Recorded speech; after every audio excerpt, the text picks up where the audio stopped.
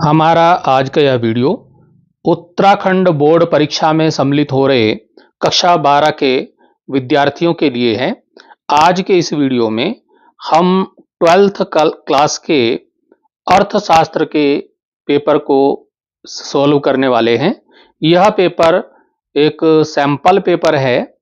इस पेपर से हम यह जान पाएंगे कि आने वाली परीक्षा में जो पेपर का मॉडल है, उसका प्रारूप है, वो किस तरह का होने वाला है। तो इस वीडियो से आपको सहायता मिलेगी। आप इसका थोड़ा सा अध्ययन करके जाएं और अच्छे अंक प्राप्त करें। उत्तराखंड बोर्ड द्वारा अर्थशास्त्र के दो सेट जो हैं, सेट 1 और सेट 2 वेबसाइट पर डाले गए हैं। वहां से जो सेट 1 है वो हमने अपने YouTube चैनल पर उसका लिंक दिया हुआ है और सेट 2 का हम यहां पर इस वीडियो में अध्ययन करने हैं। इस पेपर में जो आपको समय मिलने वाला है वो 3 घंटे का है और पूर्णांक इसके आपको 80 नंबर का यह पेपर होने वाला है। इस प्रश्न पत्र में 2 खंड अ और ब दिए रहेंगे। दोनों खंडों के कुल मिलाकर के 28 प्रश्न हैं जो कि आपको करने हैं। सभी प्रश्नों के निर्धारित अंक उनके सम्मुख अंकित मिलेंगे। आपको सभी प्रश्न को आपको ध्यानपूर्वक पढ़ना है और उनका समुचित उत्तर देना है। प्रश्न संख्या 1 और 15 ध्यान दीजिए। जो प्रश्न संख्या 1 और 15वां जो प्रश्न है वो बहुविकल्पीय है। इसमें आपको 4 विकल्प, 4 उत्तर दिए रहेंगे। उसमें से सही उत्तर आपको अपनी कॉपी में लिखना होगा। प्रश्न संख्या 2 से 4 और 16 से 18 एक निश्चित उत्तरीय प्रश्न है। इनका एक समुचित सटीक उत्तर होगा और जो कि बहुत बड़ा उत्तर नहीं होगा, छोटा होगा। प्रश्न संख्या 5 से 8 और 19 से 22 तक ये प्रत्येक लगभग 50 शब्दों का उत्तर होगा। ये भी बहुत बड़ा नहीं है, बहुत छोटा भी नहीं है और बहुत बड़ा भी नहीं है। तो 50 शब्दों में इसका उत्तर लिखना होगा। और प्रश्न संख्या 9 से 11 और 23 से 25 तक ये 70 शब्दों में इनका उत्तर देना है। और प्रश्न संख्या 12 से 14 और 26 से 27 प्रत्येक का उत्तर लगभग 120 शब्द का होने वाला है। प्रश्न संख्या 28 की बात करें तो ये केस स्रोत आधारित प्रश्न है। इसमें आपको एक गद्यांश टाइप का आपको दिया होगा, उसको पढ़ना है और उसके नीचे जो प्रश्न होंगे उनके उत्तर आपको अपनी कॉपी में लिखने होंगे।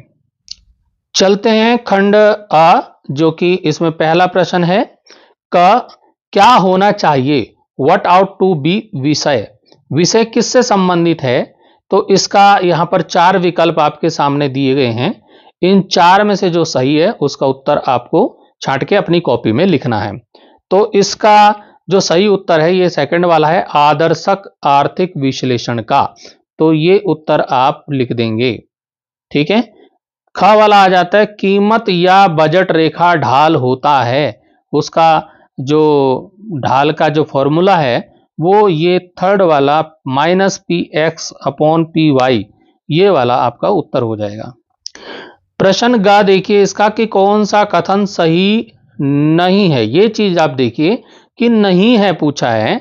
तो ये यहां पर मांग का नियम एक परिमाणात्मक कथन है। ये उत्तर सही नहीं है क्योंकि मांग का नियम एक गुणात्मक कथन होता है। ये यहां पर परिमाणात्मक दे रखा, तो ये वाला इसका उत्तर हो जाएगा। इसके चौथे पे चलते हैं। यदि किसी वस्तु की कीमत 60% की वृद्धि हो परंतु पूर्ति मात्रा में 40% की ही वृद्धि हो, तब वस्तु की पूर्ति लोच होगी। तो पूर्ति लोच होगी इकाई से कम लोचदार। ये इसका सही उत्तर है। अब आपके पास कुछ कथन है, उन कथनों की विवेचना करनी है आपको।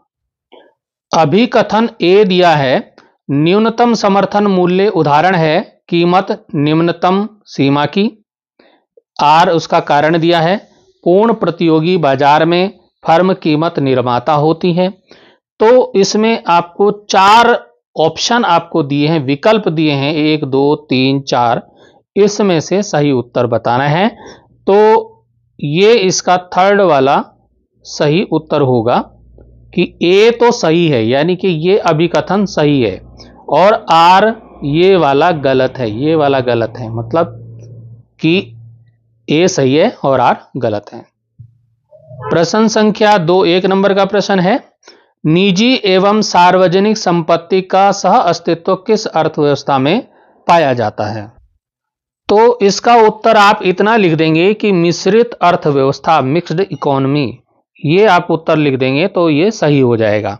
समझाने के लिए हम यहाँ पे कह सकते हैं कि इस अर्थव्यवस्था में निजी क्षेत्र और सार्वजनिक क्षेत्र दोनों मिलकर कार्य करते हैं। निजी क्षेत्र लाभ कमाने के उद्देश्य से कार्य करता है, जबकि सार्वजनिक क्षेत्र समाज कल्याण को प्राथमिकता देता है। तो इसमें आपका भारत, फ्रांस और कनाडा जैसे देश मिश्रित अर्थव्यवस्था के उदाहरण हैं। अब प्रश्न संख्या 3 आता है कि पूरक वस्तु को परिभाषित कीजिए। तो वे वस्तुएं जो एक दूसरे के साथ उपयोग की जाती हैं, जिनमें से किसी एक की मांग में वृद्धि होने पर दूसरे की मांग भी बढ़ जाती है, उन्हें पूरक वस्तुएं कहते हैं। अब इसके कुछ उदाहरण हो सकते हैं, जैसे कि चाय और चीनी, कार और पेट्रोल, पेन और स्याही। अब प्रश्न संख्या 4 आता है, औसत स्थिर लागत AFC वक्र कैसा होता है? तो इसका उत्तर हो जाएगा कि औसत स्थिर लागत AFC उत्पादन की कुल स्थिर लागत TFC को कुल उत्पादन Q से विभाजित करके प्राप्त होता है, और इसका जो फॉर्मूला है वो आपके सामने है। AFC बराबर है TFC बटा Q के। तो AFC का ग्राफिक स्वरूप एक घटता हुआ वक्र होता है। जैसे जैसे उत्पादन बढ़ता है, औसत स्थिर लागत घटती जाती है, लेकिन यह कभी शून्य नहीं होती। इसका वक्र हमेशा नीचे की ओर झुका हुआ होता है। अब प्रश्न संख्या 5 है, उत्पादन संभावना वक्र PPC को रेखाचित्र सहित समझाइए।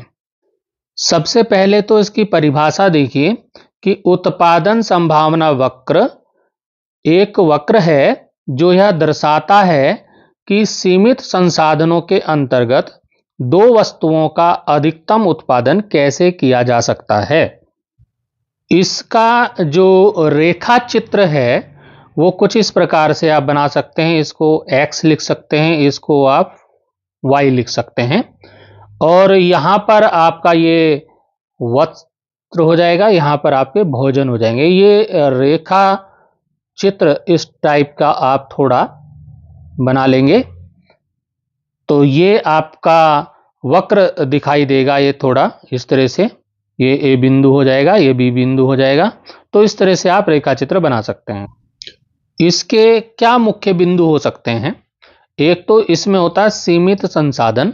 संसाधन सीमित होते हैं, इसलिए उत्पादन के लिए संतुलन आवश्यक है। दूसरा इसमें हो जाएगा अवसर लागत। एक वस्तु का अधिक उत्पादन करने पर दूसरी वस्तु का उत्पादन कम करना पड़ता है। फिर इसका थर्ड पॉइंट हो जाएगा आर्थिक दक्षता। PPC पर स्थित कोई भी बिंदु संसाधनों के सर्वोत्तम उपयोग को दर्शाता है। तो इससे यह निष्कर्ष निकलता है कि PPC अर्थव्यवस्था में संसाधनों के कुशल उपयोग, उत्पादन की अधिकतम संभावनाओं और अवसर लागत को समझने में सहायक होता है। हम छठे प्रश्न पे चलते हैं कि सीमांत उत्पाद किसे कहते हैं। इसका सूत्र भी लिखना है। इसका उत्तर देखते हैं। सीमांत उत्पाद, मार्जिनल प्रोडक्ट, MP इसको बोला जाता है। सीमांत उत्पाद उस अतिरिक्त उत्पादन को कहते हैं जो उत्पादन प्रक्रिया में किसी एक अतिरिक्त इनपुट जैसे कि श्रमिक या पूंजी को जोड़ने से प्राप्त होता है, जबकि अन्य इनपुट स्थिर रहते हैं। अब इसमें इसका सूत्र पूछा है, तो सूत्र इस प्रकार से हो जाएगा, MP = TP अपॉन L। तो अब इसमें TP और L क्या है? इस सूत्र में MP है सीमांत उत्पाद, और आपका TP है कुल उत्पादन में परिवर्तन, और L है इसमें श्रमिकों की संख्या में परिवर्तन। इसका निष्कर्ष देखते हैं। सीमांत उत्पाद यह दर्शाता है कि किसी अतिरिक्त इनपुट से उत्पादन में कितना परिवर्तन होता है, जिससे उत्पादन क्षमता का विश्लेषण किया जाता है। प्रश्न संख्या 7 है, इकाई से कम लोचदार मांग की कीमत लोच को रेखाचित्र से आपको स्पष्ट करना है। तो इकाई से कम लोचदार मांग के बारे में जानते हैं। जब किसी वस्तु की कीमत में परिवर्तन होने पर उसकी मांग में अपेक्षाकृत कम परिवर्तन होता है तो इसे इकाई से कम लोचदार मांग कहते हैं। पहले ये समझ लीजिए कि इकाई से कम लोचदार मांग कहते किसको हैं। इसमें क्या होता है, इसमें मांग की कीमत लोच, जो इलास्टिसिटी ऑफ डिमांड है, जिसको आप ई और डी शॉर्ट में ईडी का जो मान है 1 से कम, यानी कि जो ईडी है वो 1 से कम हो जाता है। इसमें भी आप जो रेखा चित्र बना सकते हैं, और रेखा चित्र आप अपने पुस्तक से देख लीजिएगा कैसे कैसे आप रेखा चित्र बनाएंगे। इसको x और इसको y आप मान सकते हैं।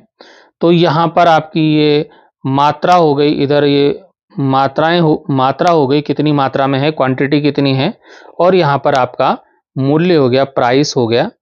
तो इस तरह से आपका जो ये वक्र है वो इस तरह से आ रहा है। तो इसको आप बुक से अच्छी तरह से प्रैक्टिस करिए रेखा चित्रों की। इसके मुख्य बिंदु क्या है कि इसमें एक तो है खड़ी मांग वक्र होता है। रेखा चित्र में मांग वक्र अधिक खड़ी होती है, जिससे पता चलता है कि कीमत में वृद्धि के बावजूद मांग में अधिक गिरावट नहीं होती है। दूसरा इसका पॉइंट हम कह सकते हैं आवश्यक वस्तुएं। आवश्यक वस्तुओं जैसे कि नमक, दवा, पेट्रोल, ये आवश्यक वस्तुएं हैं ना, इनके बिना चलना बड़ा मुश्किल होता है। तो ये आवश्यक वस्तुएं हैं, इनकी मांग इकाई से कम लोचदार होती है। और अगला पॉइंट हो जाएगा कम प्रभाव। कीमत में वृद्धि होने पर मांग बहुत कम घटती है और कीमत में गिरावट होने पर मांग बहुत अधिक नहीं बढ़ती। तो इससे क्या निष्कर्ष निकलता है, इकाई से कम लोचदार मांग वाली वस्तुओं में उपभोक्ताओं की प्रतिक्रिया कम होती है, जिससे कीमतों का प्रभाव सीमित रहता है। यह निष्कर्ष यहां पे निकल के आता है। अब हमारा 8वां प्रश्न है, किसी वस्तु की पूर्ति में वृद्धि का संतुलन कीमत एवं संतुलन मात्रा पर क्या प्रभाव पड़ेगा। तो जब किसी वस्तु की पूर्ति में वृद्धि होती है तो बाजार में उस वस्तु की उपलब्धता बढ़ जाती है। जब भी किसी वस्तु की पूर्ति में वृद्धि होगी तो बाजार में उस वस्तु की उपलब्धता क्या हो जाएगी, बढ़ जाएगी। वो बाजार में ज्यादा मात्रा में उपलब्ध होगी और इसका सीधा प्रभाव संतुलन कीमत और संतुलन मात्रा दोनों पर पड़ता है। कैसे पड़ता है, सबसे पहले हम देखते हैं संतुलन कीमत। पूर्ति में वृद्धि के कारण वस्तु की कीमत में कमी आती है। जब माल ज्यादा आएगा मार्केट में तो उसकी कीमत घट जाएगी। जब आपूर्तिकर्ता अधिक मात्रा में वस्तु बेचने की कोशिश करते हैं तो वे कीमतें कम करने के लिए तैयार हो जाते हैं। कहने का मतलब, जब आपूर्तिकर्ता अधिक मात्रा में वस्तु बेचने की कोशिश करेंगे तो क्या होगा, वे कीमतें कम करने के लिए तैयार हो जाएंगे और इसलिए संतुलन कीमत कम हो जाती है। बात करते हैं संतुलन मात्रा की।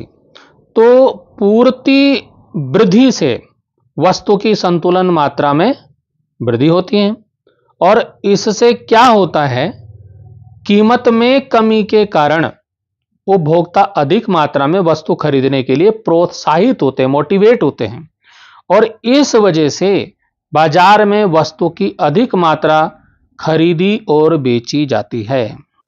तो सारांश रूप में हम ये कह सकते हैं कि पूर्ति में वृद्धि होने पर संतुलन कीमत में कमी आती है और संतुलित मात्रा में वृद्धि हो जाती है। और यह प्रभाव जो है बाजार में मांग और आपूर्ति के बीच संतुलन को दर्शाता है। प्रश्न संख्या 9 आता है, अनधिमान वक्र को तालिका एवं रेखा चित्र से स्पष्ट कीजिए। सबसे पहले तो यह जानिए कि अनधिमान वक्र है क्या। तो अनधिमान वक्र दो वस्तुओं के उन सभी संयोजनों का ग्राफिक विवरण है जो उपभोक्ता को समान स्तर की संतुष्टि प्रदान करते हैं। इसलिए उपभोक्ता वक्र पर किसी भी बिंदु पर समान रूप से उदासीन होता है। अब अनधिमान तालिका क्या है? अनधिमान तालिका, ये अनधिमान तालिका दो वस्तुओं के विभिन्न संयोजनों को दर्शाती है जो उपभोक्ता को समान स्तर की संतुष्टि प्रदान करते हैं। अब हम यहां पर एक काल्पनिक अनधिमान तालिका देखते हैं। तो हमारे सामने एक तालिका है जिसमें केले और संतरे के संयोग दिए गए हैं। केले की इकाइयां दी गई हैं और संतरों की इकाइयां दी गई हैं। इसमें ए जो है उसमें केले की इकाई 1 और संतरे की इकाई 25 हो गई। ऐसी बी में 2 केले और आपके ये संतरे हो गए, ये आपके केले संतरे, ये डी में केले संतरे। इसी प्रकार से आगे आपका ई में ये केले और ये संतरे हो गए। अब इस तालिका में प्रत्येक संयोजन A B C D E उपभोक्ता को समान स्तर की संतुष्टि प्रदान करता है। अब हम बात करते हैं अनधिमान वक्र का रेखा चित्र के बारे में। अनधिमान वक्र को उपरोक्त तालिका से बनाया जा सकता है, जो भी अभी हमने तालिका आपको दिखाई। वक्र पर प्रत्येक बिंदु दो वस्तुओं के एक संयोजन का प्रतिनिधित्व करता है जो उपभोक्ता को समान स्तर की संतुष्टि प्रदान करता है। तो इस प्रकार का एक आप रेखा चित्र बना सकते हैं जिसमें कि आपको जो है एक्स और वाई के हिसाब से आपको बनाना है। एक तरफ आपका ये एक्स पार्ट हो जाएगा और एक तरफ आपका वाई पार्ट है। और इसमें आपको जो भी हमने तालिका दी थी उस हिसाब से इधर आप संतरे की इकाइयां बना देंगे, जैसे 5, 10, 15, 20, 25। और इस नीचे की जो साइड में है आप जो है कि यहाँ देखिए केले की इकाइयां आप बना देंगे। केले आपके यहाँ हो जाएंगे इकाइयां 1, 2, 3, 4, 5। तो ये आपका ओ बिंदु होगा, ये एक्स होगा और ऊपर आपका वाई बिंदु होगा। और इस तरह से आप जो उसको जो भी आपके तालिका में दिए थे, आपके सारणी में दिए थे, उनको आप यहाँ पर के ए बी सी डी इनको दर्शा देंगे। और ये ग्राफ पे बनता है, पर आप जैसे भी आपको कॉपी मिलेगी या ग्राफ मिलेगी उसमें आप इस तरह का एक रेखा चित्र खींच देंगे। ये अनधिमान वक्र आमतौर पर मूल के उत्तल में होते हैं, जिसका अर्थ है कि जैसे जैसे उपभोक्ता वस्तु x की अधिक इकाइयां का उपभोग करता है वह वस्तु y की कम इकाइयों का त्याग करने के लिए तैयार होता है। अनधिमान वक्र की कुछ विशेषताएं हैं, जैसे कि अनधिमान वक्र नीचे की ओर झुके हुए होते हैं और अनधिमान वक्र मूल के उत्तल में होते हैं। इसको 1, 2 करके आप लिख सकते हैं, जैसे कि 1 हो गया, 2 हो गया, 3 हो गया। उच्च अनधिमान वक्र संतुष्टि के उच्च स्तर का प्रतिनिधित्व करते हैं और दो अनधिमान वक्र एक दूसरे को नहीं काटते हैं। अब इस अनधिमान वक्र की उपयोगिता क्या है? तो अनधिमान वक्र उपभोक्ता के व्यवहार को समझने के लिए एक उपयोगी उपकरण है। वे फर्मों को यह निर्धारित करने में मदद कर सकते हैं कि उपभोक्ता अपने उत्पादों को कैसे महत्व देते हैं और वे विभिन्न मूल्य निर्धारण रणनीतियों के लिए कैसे प्रतिक्रिया देंगे। 10वें प्रश्न पे चलते हैं। मांग की कीमत लोच मापने हेतु कुल व्यय रीति को उदाहरण के साथ आपको समझाना है। तो मांग की कीमत लोच मापने की कुल व्यय रीति यह देखती है कि किसी वस्तु की कीमत में परिवर्तन होने पर उस वस्तु पर कुल खर्च कैसे बदलता है। इस विधि के 3 प्रमुख पहलू हैं। पहला है इलास्टिक डिमांड यानी कि लोचदार मांग। तो जब कीमत घटती है तो कुल खर्च बढ़ता है, और जब कीमत बढ़ती है तो कुल खर्च घटता है। समझ लीजिए, जब कीमत घटती है तो कुल खर्च बढ़ता है, और जब कीमत बढ़ती है तो कुल खर्च घटता है। इसको कैसे समझ सकते हैं, उदाहरण देखिए। यदि किसी फल की कीमत 10 रुपए किलो है और वो घट करके 8 रुपए किलो हो गई, तो लोग उसे पहले से अधिक खरीदते हैं, जिससे कुल खर्च बढ़ जाता है और मांग लोचदार हो जाती है। इसका जो दूसरा पहलू है वो है इकाई लोचदार मांग। तो इसमें क्या होता है, कीमत में परिवर्तन होने पर भी कुल खर्च समान रहता है। अब इसका उदाहरण क्या हो सकता है? इसका जो उदाहरण है कि यदि किसी वस्तु की कीमत बदलने पर भी लोग उतना ही खर्च करते हैं तो मांग इकाई लोचदार है। मान लीजिए कि पहले किसी वस्तु की कीमत 10 रुपए थी और उस पर कुल खर्च 100 रुपए आता था, कुल खर्च 100 रुपए का था। अब क्या हो गया, अब यदि उस वस्तु की कीमत 5 रुपए हो जाती है और उस वस्तु पर अब भी कुल खर्च 100 रुपए ही रहता है, तो क्या होगा? तो यह इकाई लोचदार मांग का उदाहरण होगी। अब जो तीसरा पहलू है वो है बेलोचदार मांग। तो इसमें क्या होता है, इसमें जब कीमत घटती है तो कुल खर्च भी घटता है। समझिए, जब कीमत घटती है तो कुल खर्च भी घटता है, जब कीमत बढ़ती है तो कुल खर्च भी बढ़ता है। इसको उदाहरण से समझिए। उदाहरण है, यदि किसी आवश्यक दवाई की कीमत 50 रुपए से बढ़कर 60 रुपए हो गई और लोग उसे फिर भी खरीदते हैं, जिससे कुल खर्च बढ़ जाता है, तो मांग कैसे होगी? बेलोचदार मांग हो गई। इसी में एक अथवा करके प्रश्न है, यानी कि जो पहले वाला अभी जो हमने बताया वो आपको नहीं आता तो आप इस वाले को कर लीजिए। एक उपभोक्ता दो वस्तुओं का उपयोग करने के लिए इच्छुक है, मतलब एक कोई उपभोक्ता है और वो दो वस्तुओं का उपभोग करना चाहता है। दोनों वस्तुओं की कीमत क्रमशः 4 रुपए तथा 5 रुपए है। उपभोक्ता की आय 20 रुपए है। अब आपको ज्ञात करना है, क्या ज्ञात करना है? आपको ज्ञात करना है बजट रेखा का समीकरण। और यदि उपभोक्ता पूरी आय से केवल पहली वस्तु खरीदे तो वह कितनी मात्रा का उपभोग कर पाएगा, मतलब कितनी खरीद पाएगा। तो बजट रेखा का जो समीकरण है वो इस प्रकार से होता है। ये यहां पर बजट रेखा का समीकरण है, ये है P1x1 प्लस P1x2 बराबर होता है M के। तो ये बजट रेखा का समीकरण है। अब इसमें P1 P2 X2 ये है क्या? तो यहां पर ये समझिए कि जो P1 है वो 4 रुपये था इसमें पहली वस्तु की कीमत, और P2 है वो 5 रुपये था दूसरी वस्तु की कीमत। प्रश्न में है, ये देख लीजिए बैक करके। M क्या है? M 20 रुपये है उपभोक्ता की कुल आय। अब यहां पर X1 और X2 क्रमशः पहली और दूसरी वस्तु की मात्रा है। इसमें दिए गए मान हम समीकरण में रखते हैं, तो हमारी जो समीकरण है वो इस प्रकार से होगी। पहली वस्तु का मान 4, दूसरी वस्तु का मान 5 और X1 X2 साथ में है, इक्वल टू है 20 के। तो यह बजट रेखा का समीकरण बनेगा हमारे इस प्रश्न के अनुसार, जो भी प्रश्न दिया गया था। अब इसी में जो सेकंड वाला प्रश्न था कि यदि उपभोक्ता पूरी आय से केवल पहली वस्तु खरीदे तो वह कितनी मात्रा प्राप्त कर पाएगा।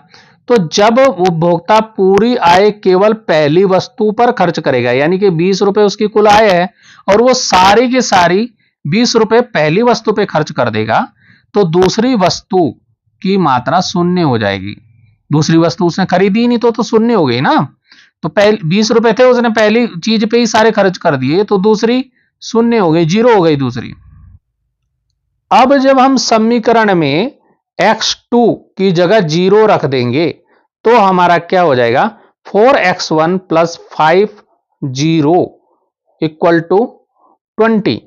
तो इसका मतलब ये हुआ 4x1 प्लस इसको मल्टीप्लाई करेंगे तो जीरो हो जाएगा, इक्वल टू हो जाएगा 20, और तब आएगा 4x1 इक्वल टू 20। जब हम x1 का मान निकालेंगे तो 20 में डिवाइड कर देंगे 4 से, तो ये 4 से जब डिवाइड करेंगे तो इसका आंसर आएगा 5। तो इसलिए उपभोक्ता पहली वस्तु की 5 इकाइयों का उपभोग कर सकता है, केवल 5 ही इकाई वो यूज कर सकता है। प्रश्न संख्या 11 है, स्थिर एवं परिवर्तनशील लागत में अंतर स्पष्ट कीजिए। पहले हम स्थिर लागत देख लेते हैं। वह लागत जो उत्पादन के स्तर में परिवर्तन के बावजूद अपरिवर्तित रहती है उसे स्थिर लागत कहते हैं। मतलब ऐसी लागत जो उत्पादन के स्तर में परिवर्तन हो उसके बावजूद भी वो लागत अपरिवर्तित रहती है तो उसे स्थिर लागत कहते हैं। उदाहरण के लिए मान लीजिए भवन का किराया, मशीनरी का बीमा या प्रबंधकीय वेतन आदि, ये सब स्थिर लागत हैं। अब बात करते हैं परिवर्तनशील लागत। ये क्या है? वह लागत जो उत्पादन के स्तर में परिवर्तन के अनुसार घटती बढ़ती है, मतलब परिवर्तित होती है, उसे परिवर्तनशील लागत कहते हैं। उदाहरण के लिए आप कच्चा माल, इसका कीमत घटती बढ़ती रहती है, मजदूरी है घटती बढ़ती रहती है, बिजली का व्यय घटता बढ़ता रहता है, तो ये इसके उदाहरण हो गए।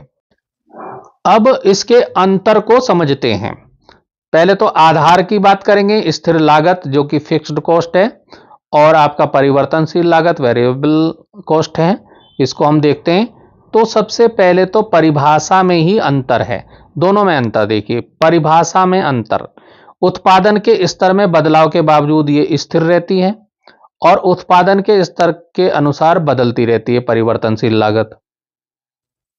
उदाहरण मैंने बताया आपको, उदाहरण किराया, बीमा, प्रबंधकीय वेतन, ये आ जाते हैं स्थिर लागत में, और परिवर्तन में आ जाते हैं कच्चा माल, मजदूरी, बिजली व्यय आदि। उत्पादन पे प्रभाव देखेंगे तो उत्पादन हो या ना हो यह लागत स्थिर बनी रहती है, और उत्पादन बढ़ने या घटने पर यह लागत उसी अनुपात में बदलती रहती है, इसीलिए परिवर्तनशील है। इसके प्रभाव क्षेत्र की बात करें तो अल्पकाल में अपरिवर्तित रहती है और ये उत्पादन में वृद्धि या कमी होने पर तत्काल बदलती है। तो इससे यह निष्कर्ष निकलता है कि स्थिर लागत उत्पादन के स्तर पर निर्भर नहीं करती, जबकि परिवर्तनशील लागत उत्पादन में बदलाव के अनुसार घटती बढ़ती रहती है। अब हम आगे 12वें प्रश्न पे।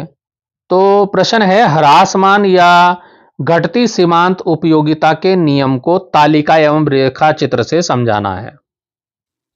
पहले तो ह्रासमान या घटती सीमांत उपयोगिता का नियम जान लेते हैं। तो यह जो नियम है, यह नियम बताता है कि जैसे जैसे एक उपभोक्ता किसी वस्तु की अधिक इकाइयां उपभोग करता है, वैसे वैसे उस वस्तु की अतिरिक्त इकाइयों से मिलने वाली संतुष्टि या उपयोगिता घटती जाती है। अब हम तालिका के द्वारा स्पष्टीकरण कर सकते हैं। देखिए यहां पर एक तालिका बनी हुई है, आप देख लीजिए। यहां पर आपका इकाई, कुल उपयोगिता, सीमांत उपयोगिता दी हुई है। तो पहली इकाई कुल उपयोगिता है 10 और सीमांत उपयोगिता है 10। दूसरे नंबर पे कुल उपयोगिता 18 है, सीमांत उपयोगिता 8, यानी कि सीमांत उपयोगिता यहां पर कम हो गई। थर्ड नंबर पे कुल उपयोगिता 24 है, लेकिन यहां पर सीमांत उपयोगिता घटकर कितनी रहेगी, 6 हो गई, यानी कि वो क्या हो रहा है, ह्रासमान हो रहा है। चौथे नंबर पे जाके कुल उपयोगिता 28 है, तो सीमांत उपयोगिता आपकी 4 ही रह गई, तो ये घट रही है। आप देखिए कि आपके छठे नंबर पर जाकर के ये सीमांत उपयोगिता हो गई 0, 0 हो गई, है ना। और 7वें पे जाकर ये आपकी सीमांत उपयोगिता माइनस में चली गई, -2 हो गई, ऋणात्मक में चली गई। अब इस तालिका से हम ये व्याख्या कर सकते हैं कि पहली इकाई में 10 इकाई उपयोगिता मिलती है, दूसरी इकाई में 8 इकाई उपयोगिता मिलती है, जो पहली इकाई से कम है, जैसा मैंने अभी बताया। और हमें यह देखने को मिलता है कि जैसे जैसे इकाइयों की संख्या बढ़ती है, सीमांत उपयोगिता घटती जाती है और छठी इकाई पर सीमांत उपयोगिता शून्य हो जाती है, जिसका अर्थ है कि उपभोक्ता को कोई अतिरिक्त संतुष्टि नहीं मिल रही है। और सातवीं इकाई पर सीमांत उपयोगिता ऋणात्मक हो जाती है, जिसका अर्थ है कि उपभोक्ता को असुविधा होती है। इसको हम रेखा चित्र द्वारा भी स्पष्टीकरण कर सकते हैं। यहां हम एक रेखा चित्र बना सकते हैं जो सीमांत उपयोगिता के नियम को दर्शाता हो। मैंने पहले भी कहा है कि आप रेखा चित्रों का अभ्यास करके परीक्षा में जाएं, क्योंकि रेखा चित्र परीक्षा में बनाने के लिए आ सकते हैं। आप अपनी बुक से रेखा चित्र का अध्ययन करके जाएं। तो हम रेखा चित्र में एक एक्स अक्ष बनाएंगे, एक वाई अक्ष बनाएंगे, जिस एक्स में इकाइयों की संख्या हो जाएगी और वाई में आपके सीमांत उपयोगिता आ जाएगी। तो यह एक घटती हुई रेखा सीमांत उपयोगिता को दर्शाती है, जो इकाइयों की संख्या बढ़ने के साथ नीचे की ओर झुकती जाती है।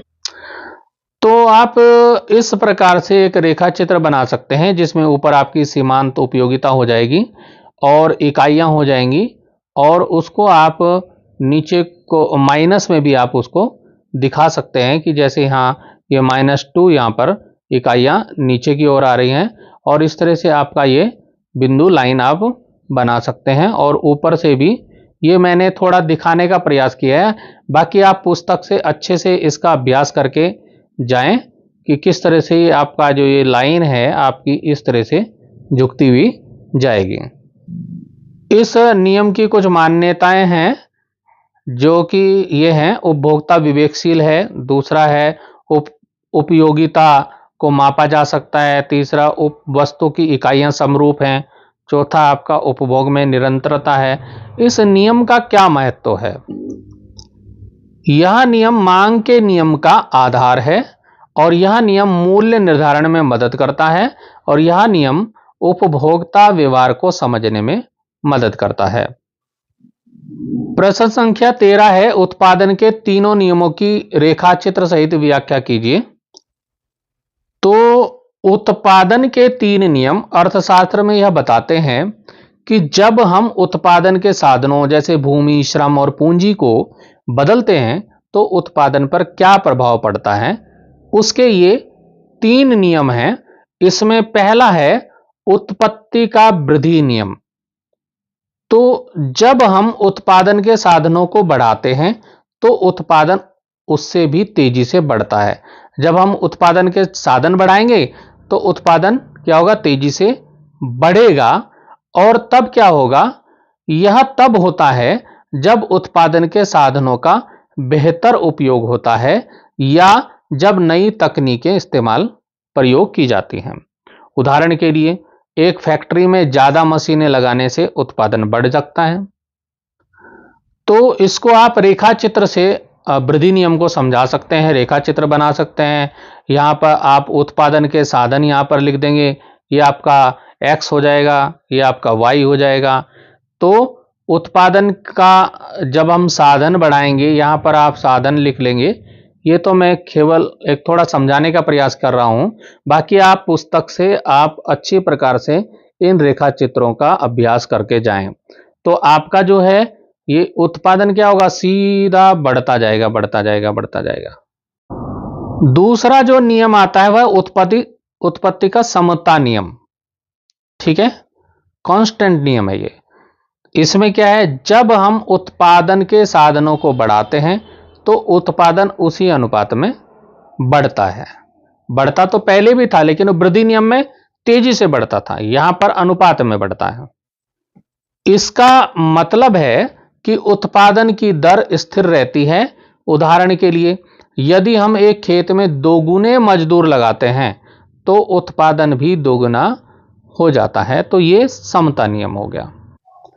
इसमें भी आप एक रेखा चित्र बना सकते हैं, यहां पर x बना के, यहां y बना के, आप यहां उत्पादन के साधन के साधन लिख देंगे और इधर आपका उत्पादन हो जाएगा, और ये समान रूप से बढ़ता बढ़ता बढ़ता बढ़ता आप इसमें समान रूप से ना ऊपर ना नीचे चढ़ाव उतराव नहीं होगा। इस तरह से आप रेखा चित्र बना सकते हैं। उत्पत्ति का जो थर्ड नियम है, उत्पत्ति ह्रास नियम। अब इसमें ह्रास हो रहा है। जब हम उत्पादन के साधनों को बढ़ाते हैं तो उत्पादन धीरे धीरे धीरे धीरे कम होता जाता है, और यह तब होता है जब उत्पादन के साधनों का अत्यधिक उपयोग होता है या जब उनकी गुणवत्ता कम हो जाती है। उदाहरण के लिए, एक खेत में बहुत ज्यादा खाद डालने से फसल की उपज कम हो सकती है। मतलब खेत में आप बहुत खाद डाल रहे तो पहले साल तो बढ़िया फसल होगी, दूसरे साल थोड़ा लेवल में रहेगी, और ज्यादा खाद हमेशा डालते रहेंगे तो एक समय ऐसा आएगा आपकी फसल उपज कम होने लगेगी। इसको भी आप एक रेखा चित्र से समझा सकते हैं। रेखा चित्रों का मैंने पहले भी बोला, आप किताब से अपनी पुस्तकों से अभ्यास करके जाइएगा। तो ये रेखा चित्र आप बना लीजिए, एक्स बना लीजिए, इसको वाई बना लीजिए, उत्पादन के साधन यहां आ जाएंगे और उत्पादन ऊपर हो जाएगा। तो एक समय आएगा कि आप वृद्धि हो रही है और आपका जो है वृद्धि से क्या हो गया, ये नीचे गिरने लगा आपका ग्राफ, तो ये आपको ह्रास हो रहा है। रेखा चित्रों का स्पष्टीकरण कर देता हूं कि एक्स अक्ष उत्पादन के साधनों की मात्रा होगा और वाई अक्ष उत्पादन की मात्रा होगा। तो उत्पत्ति वृद्धि नियम क्या होगा, उत्पत्ति वृद्धि नियम में वक्र ऊपर की ओर तेजी से बढ़ता है, और उत्पत्ति समता नियम में वक्र एक सीधी रेखा में बढ़ता है, और उत्पत्ति ह्रास नियम में क्या होगा, वक्र ऊपर की ओर बढ़ता है लेकिन धीरे धीरे चपटा होता जाता है, नीचे को चला जाता है।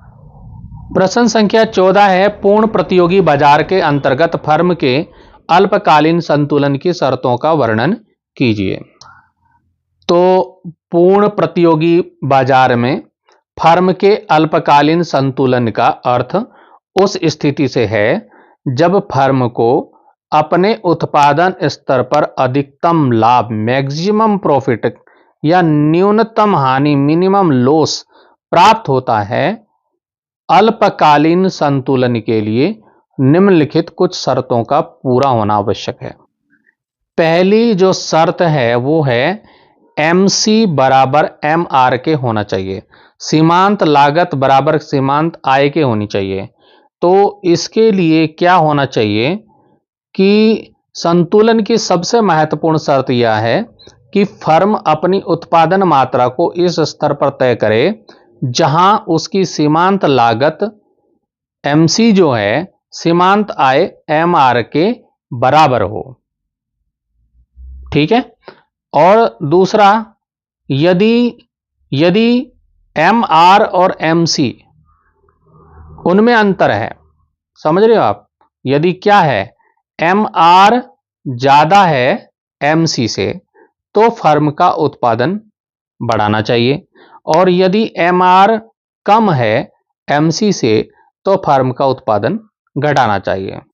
दूसरा जो नियम है वो है MC वक्र का MR वक्र को नीचे से काटना आवश्यक है। केवल MC बराबर MR शर्त पर्याप्त नहीं है, इसके अतिरिक्त MC वक्र को MR वक्र को नीचे से काटना चाहिए ताकि यह सुनिश्चित हो सके कि फर्म लाभ के अधिकतम बिंदु पर पहुंच गई है। तीसरी जो शर्त है वो है AVC जो है वो उसका ध्यान रखना है। यदि बाजार मूल्य प्राइस P औसत परिवर्ती लागत AVC से अधिक है तो फर्म उत्पादन जारी रखेगी, और यदि P कम हो गया AVC से तो फर्म को उत्पादन बंद कर देना चाहिए क्योंकि इससे अधिक हानि होगी। तो निष्कर्ष क्या है, निष्कर्ष यह है कि पूर्ण प्रतियोगी बाजार में फर्म का अल्पकालीन संतुलन इस स्थिति में प्राप्त होता है जब एम आर बराबर है एम सी के, दूसरा एम सी वक्र एम आर वक्र को नीचे से काटे, और तीसरा मूल्य P बराबर हो ये एवीसी के ये तीन नियम आपको देखने हैं। इससे क्या होगा कि इन शर्तों को पूरा होने पर फर्म को अधिकतम लाभ या न्यूनतम हानि होगी। प्रश्न संख्या 14 में अथवा करके प्रश्न दिया है, मतलब 14 का वो वाला प्रश्न जो अभी मैंने बताया उत्तर वो आपको नहीं आ रहा है तो आप इस वाले को अथवा वाले को कर लीजिए। संतुलन कीमत से आप क्या समझते हैं? मांग और पूर्ति से यह किस प्रकार प्रभावित होती है? तो आइए संतुलन कीमत को समझते हैं। संतुलन कीमत वह कीमत होती है जिस पर बाजार में वस्तु की मांग यानी कि डिमांड और पूर्ति सप्लाई एक दूसरे के बराबर होती है। मांग और पूर्ति एक दूसरे के बराबर होती है। इस स्थिति में ना तो वस्तु की कमी होती है और ना ही अधिकता होती है, जिससे बाजार में स्थिरता बनी रहती है। इसे बोलते हैं संतुलन कीमत। अब संतुलन कीमत पर मांग और पूर्ति का प्रभाव क्या है? पहले हम मांग में वृद्धि को देखते हैं। यदि किसी वस्तु की मांग बढ़ जाती है जबकि पूर्ति स्थिर रहती है तो कीमत बढ़ जाएगी, और अधिक मांग के कारण उपभोक्ता वस्तु को पाने के लिए अधिक कीमत चुकाने को तैयार होंगे। और यदि डिमांड डिक्रीज हो जाए, मतलब मांग में कमी हो जाए, तब क्या होगा? यदि मांग घट जाती है और पूर्ति स्थिर रहती है तो कीमत कम हो जाएगी, और फिर मांग कम होने के कारण विक्रेता को अपनी वस्तु बेचने के लिए कीमत कम करनी पड़ेगी। और यदि सप्लाई इंक्रीज हो जाए, पूर्ति में वृद्धि हो जाए, तब यदि किसी वस्तु की पूर्ति बढ़ जाती है जबकि मांग स्थिर रहती है तो कीमत घट जाएगी, और जब कीमत घट जाएगी अधिक आपूर्ति के कारण विक्रेताओं को अपनी वस्तु बेचने के लिए कीमत कम करनी पड़ेगी। और पूर्ति में कमी आ जाए, सप्लाई डिक्रीज हो जाए, तब यदि पूर्ति घट जाती है और मांग स्थिर रहती है तो कीमत बढ़ जाएगी। इससे क्या होगा? कम आपूर्ति के कारण उपभोक्ता वस्तु को पाने के लिए अधिक कीमत देने को तैयार होंगे। तो इससे यह निष्कर्ष निकलता है कि संतुलन कीमत है, संतुलन कीमत बाजार में मांग और पूर्ति के आधार पर तय होती है। मांग और पूर्ति में बदलाव आने पर संतुलन कीमत भी बदल जाती है, और संतुलन कीमत पर ही बाजार में स्थिरता बनी रहती है, जहां ना वस्तु का अभाव होता है और ना ही उसकी अधिकता होती है। अभी हमने खंड अ को देखा, अब हम खंड ब के प्रश्न देखते हैं। खंड ब में पहला जो 15वां नंबर का प्रश्न है वो है वही विकल्पीय प्रश्न। 4 विकल्प दिए हैं, उनका उत्तर आपको छांट के बताना है। तो यह है प्रवाह के अंतर्गत निम्न में कौन शामिल है? तो इसका जो सही उत्तर है पूंजी निर्माण। 4 उत्तर दिए हैं, आपको एक उत्तर छांट के लिखना है। इसका पूंजी निर्माण हो गया। दूसरा है साख सृजनकर्ता कहा जाता है, तो साख सृजनकर्ता कहा जाता है व्यापारिक बैंक को, तो इसका ये सही उत्तर हो जाएगा। इसके बाद जो इसमें तीसरा है वो है बचत में परिवर्तन आय के परिवर्तन से ज्ञात किया जाता है, तो इससे ज्ञात होता है सीमांत बचत प्रवृत्ति, ये इसका सही उत्तर हो जाएगा। फिर आता है स्फीतिक अंतराल का माप है वो है आधिक्य मांग की, ये इसका सही उत्तर हो जाएगा। देख लीजिए सही उत्तर ये आपको सामने है। फिर इसमें भी निम्न कथनों की विवेचना करने के लिए आ गया। कथन ए है व्यापार शेष का संबंध व्यापार के केवल दृश्य मदों से है। फिर उसका कारण दिया है भुगतान शेष के पूंजी खाते में समस्त परिसंपत्तियों तथा अथवा देनदारियों की स्थिति में परिवर्तन होता है। अब आपको बताना है कि ये कथन और कारण सही है कि नहीं है। तो इसका जो उत्तर है ये पहले वाला हो जाएगा इसका सही उत्तर, कि ए और आर दोनों सही हैं तथा आर ए की सही व्याख्या करता है। प्रश्न संख्या 16 है, निजी आय से क्या अभिप्राय है? तो इसका उत्तर हो जाएगा कि निजी आय का मतलब है वह पैसा जो किसी व्यक्ति या परिवार को अलग अलग स्रोतों से मिलता है। इसमें वेतन, व्यवसाय से होने वाली आय, निवेश से मिलने वाला पैसा और अन्य तरह की कमाई शामिल होती है।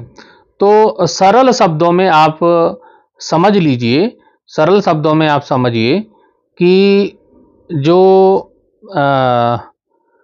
यह वह कुल पैसा है जो एक व्यक्ति या परिवार के पास खर्च करने, बचाने या निवेश करने के लिए होता है। प्रश्न संख्या 17 है, गुणक ज्ञात करने का सूत्र लिखना है। तो गुणक को निकालने का सूत्र है गुणक बराबर 1/1 माइनस MPC। यानी क्या हो गया, ये गुणक जो हो जाएगा आपका, गुणक क्या हो गया, गुणक बराबर 1/1 माइनस MPC। ये इस तरह से आप उसको लिख सकते हैं। अब यहां पर MPC का मतलब क्या है? तो इसका मतलब है, MPC का मतलब है उपभोग की सीमांत प्रवृत्ति। यह बताता है कि आय में बदलाव होने पर खर्च में कितना बदलाव होता है। प्रश्न संख्या 18 है, वह बजट जिसमें सरकार की अनुमानित आय अनुमानित व्यय से कम होती है वो क्या कहलाता है? तो उसको बोलते हैं घाटे का बजट। क्या बोलते हैं? घाटे का बजट। आप इसे लिख सकते हैं घाटे का बजट। इतना भी उत्तर लिख दोगे तो चलेगा। और डिटेल में समझाना है तो आप ये उत्तर आपके सामने है ही है कि अनुमानित व्यय से जो वह बजट जिसमें सरकार की अनुमानित आय अनुमानित व्यय से कम होती है घाटे का बजट कहलाता है। इस बजट में सरकार को अपने खर्चों को पूरा करने के लिए उधार लेना पड़ता है। प्रश्न संख्या 19 है कि मुद्रा के प्राथमिक कार्य लिखिए। तो मुद्रा के दो प्राथमिक कार्य हैं। नंबर 1 है विनिमय का माध्यम। मुद्रा वस्तुओं और सेवाओं के विनिमय को आसान बनाती है।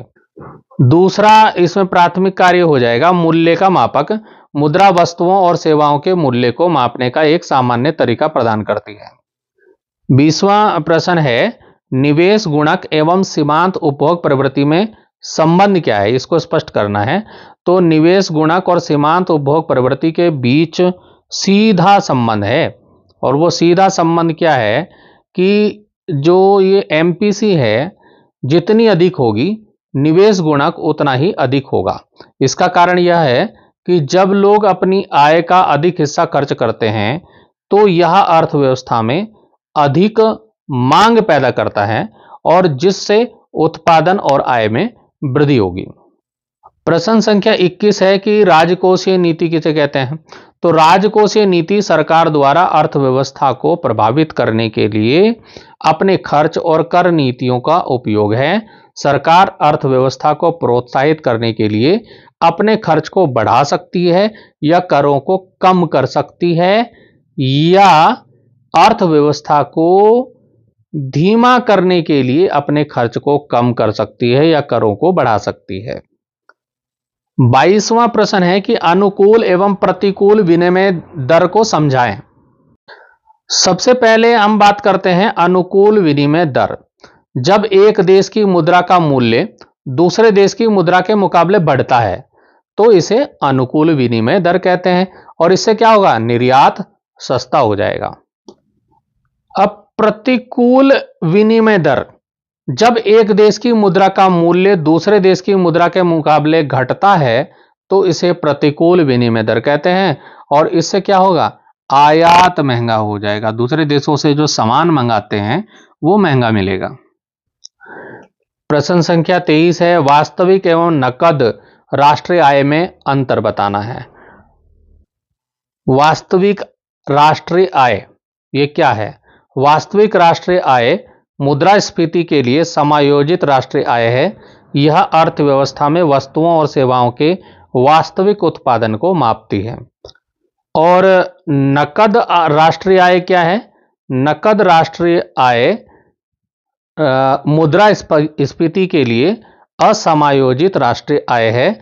यह अर्थव्यवस्था में वस्तुओं और सेवाओं के मौद्रिक मूल्य को मापती है। तो आप ये समझ लीजिए कि ये जो है ये वास्तविक उत्पादन को मापती है और ये मौद्रिक मूल्य को मापती है। 24वां प्रश्न है कि प्रोफेसर जे एम कीन्स के अनुसार मुद्रा की मांग के उद्देश्यों को लिखिए। तो मुद्रा की मांग के 3 प्रमुख उद्देश्य प्रोफेसर जे एम कीन्स ने बताए हैं।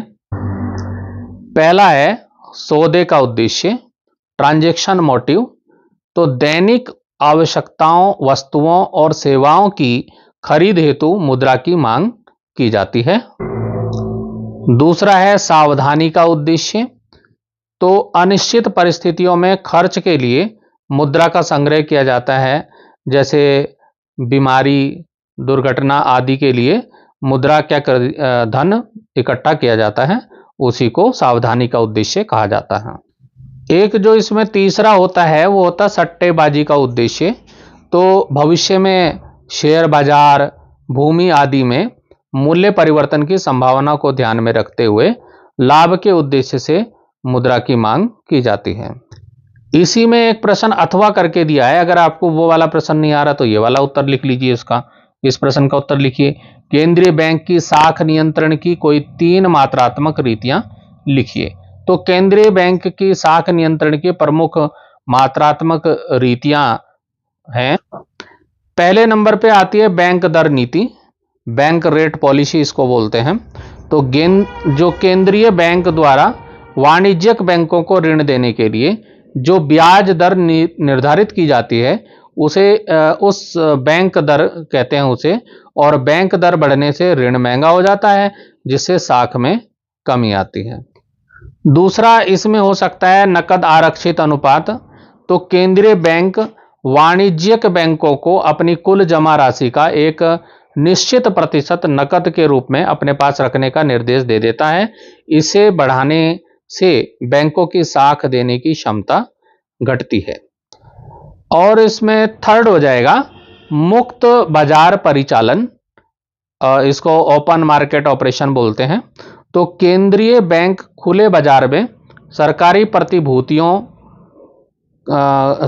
खरीद के या बेच के क्या करेंगे, मुद्रा प्रवाह को नियंत्रित करते हैं।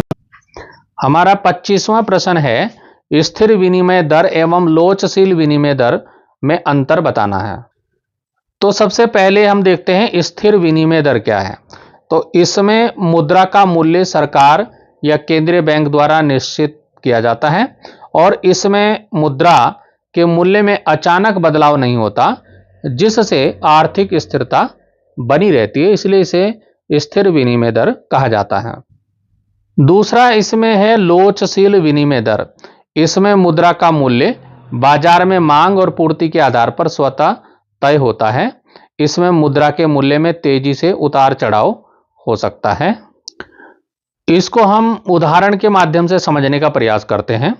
स्थिर विनिमय दर, किसी देश की सरकार यदि $1 80 रुपये तय कर दे, $1 की कीमत 80 रुपये तय कर दे, तो यह स्थिर विनिमय दर कहलाएगी। अब लोचशील विनिमय दर, यदि बाजार में $1 का मूल्य कभी 80 रुपये और कभी 82 रुपये हो जाए, 85 हो जाए, 86 हो जाए, तो इसे लोचशील विनिमय दर कहते हैं। 26वां प्रश्न है व्यष्टि एवं समष्टि अर्थशास्त्र में अंतर स्पष्ट कीजिए। तो व्यष्टि और समष्टि अर्थशास्त्र में मुख्य अंतर क्या है, देखते हैं। व्यष्टि अर्थशास्त्र माइक्रो इकोनॉमिक जो होता है, इसमें व्यक्तिगत इकाइयों जैसे उपभोक्ता, उत्पादक, फर्म आदि के व्यवहार का अध्ययन किया जाता है। इसमें उदाहरण के लिए इसमें किसी वस्तु की मांग और पूर्ति का अध्ययन किया जा सकता है। दूसरा आता है समष्टि अर्थशास्त्र, तो ये मैक्रो इकोनॉमिक्स इसको बोलते हैं। इसमें पूरे देश की अर्थव्यवस्था से जुड़े पहलुओं जैसे राष्ट्रीय आय, रोजगार, महंगाई आदि का अध्ययन किया जाता है। उदाहरण के लिए देश की कुल मांग एवं कुल पूर्ति का अध्ययन इसके अंतर्गत किया जाता है। इसमें अथवा करके प्रश्न दिया है, या आपको वो नहीं आता तो आप ये वाला कर सकते हैं। राष्ट्रीय आय मापन की आय एवं व्यय विधि का वर्णन करना है। सबसे पहले आय विधि देख लीजिए। यह विधि राष्ट्रीय आय को मजदूरी, लाभ, ब्याज और किराए जैसी आय के योग के रूप में मापती है। यह उन सभी आयों को जोड़ती है जो वस्तुओं और सेवाओं के उत्पादन में योगदान करने वाले कारकों को प्राप्त होती है। अब आता है व्यय विधि। तो व्यय विधि, यह विधि राष्ट्रीय आय को उपभोग, निवेश, सरकारी खर्च और शुद्ध निर्यात जैसे कुल व्यय के योग के रूप में मापती है और यह उन सभी खर्चों को जोड़ती है जो अर्थव्यवस्था में वस्तुओं और सेवाओं पर खर्च किए जाते हैं। 27वां प्रश्न है कि न्यून मांग किसे कहते हैं? अवस्फीतिक अंतराल को रेखा चित्र से समझाइए। पहले हम न्यून मांग को समझते हैं। जब किसी देश की अर्थव्यवस्था में कुल मांग कुल आपूर्ति से कम होती है तो इसे न्यून मांग कहते हैं। इससे उत्पादन में कमी आती है और बेरोजगारी बढ़ने लगती है। अब हम अवस्फीतिक अंतराल को समझते हैं। जब अर्थव्यवस्था में वास्तविक उत्पादन स्तर पूर्ण रोजगार उत्पादन स्तर से कम होता है तो इस अंतर को, इस डिफरेंस को अवस्फीतिक अंतराल कहते हैं। इसको आप एक रेखा चित्र के माध्यम से समझा सकते हैं। जैसे कि मैंने पहले भी बताया था कि आप रेखा चित्र बना लीजिए, उसमें वास्तविक मांग दिखा दीजिए, पूर्ण रोजगार मांग दिखा दीजिए, एक्स बना दीजिए, वाई बना दीजिए और ये आप ग्राफ उसको बना दीजिए। इसका आप प्रैक्टिस करके जाइएगा घर से। तो इसमें रेखा चित्र में दिखाया गया है कि वास्तविक मांग जो एक्चुअल डिमांड है वो पूर्ण रोजगार मांग से कम है, जो फुल एम्प्लॉयमेंट डिमांड है उससे कम है, जिससे अवस्फीतिक अंतराल बनता है। अब हम अंतिम प्रश्न की ओर चलते हैं। हमारा 28वां प्रश्न है, निम्न केस स्टडी को ध्यानपूर्वक पढ़कर निम्नांकित प्रश्नों के उत्तर दीजिए। आपको एक गद्यांश टाइप का दिया होगा, उसको आपको पढ़ना है और उसके नीचे दिए गए प्रश्नों के उत्तर देने हैं। राजस्व एवं पूंजीगत प्राप्तियां सरकार की प्राप्तियों के महत्वपूर्ण स्रोत हैं। राजस्व प्राप्ति का दावा सरकार से नहीं किया जा सकता और ये गैर प्रतिदेय है। इसके अंतर्गत कर एवं कर भिन्न प्राप्तियां शामिल हैं। कुछ करों का संग्रह केवल कागजों तक ही सीमित होता है। पूंजीगत प्राप्ति की अदायगी आवश्यक होती है। इन प्राप्तियों हेतु सार्वजनिक क्षेत्रों के उपक्रमों की बिक्री एवं ऋण महत्वपूर्ण स्रोत है। अब इसको पढ़कर निम्नांकित प्रश्नों के उत्तर देने हैं। पहला है, जिन प्राप्तियों से ना तो देयता उत्पन्न होती है और ना ही परिसंपत्ति में कमी आती है वो क्या कहलाती हैं? तो ऐसी प्राप्तियां कहलाती हैं राजस्व प्राप्तियां। क्या कहलाती हैं? राजस्व प्राप्तियां कहलाती हैं। इनसे सरकार पर कोई ऋण देयता उत्पन्न नहीं होता और ना ही सरकार की परिसंपत्तियों में कोई कमी आती है। इसमें दूसरा प्रश्न है कि कागजी कर किसे कहते हैं? वे कर जिनका संग्रह केवल कागजों पर ही किया जाता है लेकिन वास्तव में उनसे सरकार को कोई वास्तविक राजस्व प्राप्त नहीं होता, उन्हें कागजी कर कहते हैं। इसी में तीसरा प्रश्न है, बजट प्राप्तियों के अंग क्या हैं? तो बजट प्राप्तियों के दो प्रकार की होती हैं। एक होता है राजस्व प्राप्तियां। अब इसमें क्या होता है? इसमें कर जैसे कि आयकर जिसको इनकम टैक्स बोलते हैं, वस्तु कर, सेवा कर, जीएसटी वगैरह एवं कर भिन्न प्राप्तियां जैसे कि ब्याज, लाभांश, ये शामिल होती हैं राजस्व प्राप्तियों में। दूसरा जो होता है इसमें वो है पूंजीगत प्राप्तियां। इसमें ऋण, सार्वजनिक उपक्रमों की बिक्री, विनिवेश एवं अन्य पूंजीगत स्रोत शामिल होते हैं। अगला प्रश्न आता है कि विनिवेश किसे कहते हैं? जब सरकार सार्वजनिक क्षेत्र के उपक्रमों में अपनी हिस्सेदारी को आंशिक या पूर्ण रूप से बेचती है तो इसे विनिवेश कहते हैं। इसका उद्देश्य सरकार की वित्तीय घाटे को कम करना और धन जुटाना होता है। अंतिम प्रश्न है, पूंजीगत व्यय का क्या अभिप्राय है? वह व्यय जिससे सरकार की परिसंपत्तियों में वृद्धि होती है या उसकी देयता कम हो जाती है उसे पूंजीगत व्यय कहते हैं। उदाहरण के लिए सड़कों, पुलों, अस्पतालों का निर्माण तथा ऋणों की अदायगी। तो इस प्रकार हमने अर्थशास्त्र कक्षा 12 के पेपर का यहाँ पर सैंपल पेपर का यहाँ पर हमने अध्ययन किया, उसको अच्छी प्रकार से समझने का प्रयास किया। आशा करता हूँ यह वीडियो आपके लिए उपयोगी साबित होगा। मेरी शुभकामनाएं आपके साथ हैं। Good luck for exam. Thank you.